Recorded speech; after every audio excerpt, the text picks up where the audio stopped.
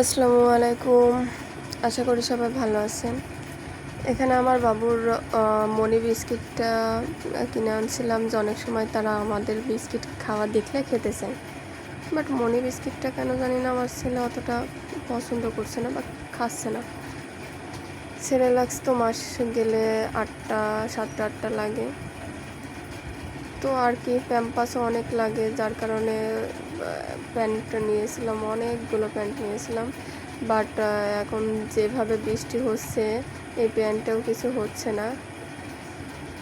Diaper order দিয়েছিলাম 100 piece, 100 পিসের 100 পিসই শেষ প্রায়। এখন যদি আবারও বৃষ্টি হয় তো অনেক প্রবলেমে পড়ে যাবো বা আবার নিতে হবে। 100 পিস ডাইপার 10 দিনও যায়নি আমার টুইনদের। তাহলে এভাবে চলতে থাকলে কি হবে? জানি না আর কারা কেমন কি অবস্থায় আছেন।